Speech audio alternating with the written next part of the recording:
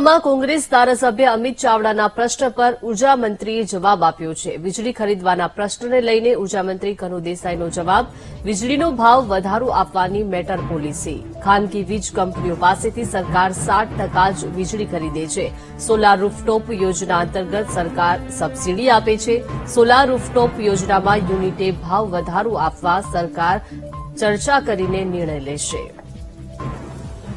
વિધાનસભામાં કોંગ્રેસ ધારાસભ્ય અમિત ચાવડાના પ્રશ્ન પર ઉર્જામંત્રી કનુભાઈ દેસાઈએ જવાબ આપ્યો છે. વીજળી ખરીદવાના પ્રશ્નને લઈને ઉર્જામંત્રી કનુ દેસાઈનો જવાબ જે છે તે સામે આવ્યો છે. વીજળીનો ભાવ વધારો આપવાની મેટર પોલિસી છે, તો ખાનગી વીજ કંપનીઓ પાસેથી સરકાર 60% જ વીજળી ખરીદે છે. વધુ માહિતી મેળવીએ સંવાદદાતા મેહુલ પાસેથી. મેહુલ, વિધાનસભામાં કોંગ્રેસ ધારાસભ્ય અમિત ચાવડાના પ્રશ્ન પર ઉર્જામંત્રીએ જવાબ આપ્યો છે. શું વિગત? બિલકુલ વાત કરવામાં આવે તો વિધાનસભાની લોકોસભાની અંદર મહત્વના મુદ્દાઓ પર ચર્ચા તે થઈ ગયા છે. ઉર્જા વિભાગનો જે પ્રશ્ન હતો તેના ઉપર સતત બીજા તમામ ધ્યાન કેન્દ્રિત છે તે થયું હતું. જે કોંગ્રેસના ધારાસભ્ય અને કોંગ્રેસ પક્ષના જે નેતા જે છે અમિત ચાવડા તેમના દ્વારા જે છે પ્રશ્ન પૂછવામાં આવ્યો હતો અને ખાનગી જે વીજ કંપનીઓ પાસેથી જે વીજળી ખરીદવામાં આવે છે તેને લઈને આ પ્રશ્ન ઉઠાયો હતો.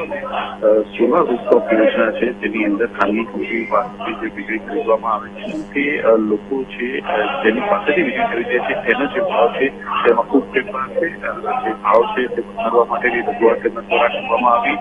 રૂફટોપ યોજનામાં 2.20 રૂપિયા એટલે કે આ વીજળી જે છે ખાનગી કંપનીઓ ગ્રાહકો પાસેથી ખરીદે છે, ત્યારે જે કંપનીઓ જે છે તે ઊંચા ભાવે રાજ્ય સરકારને આ વીજળી વેચે છે અને તેના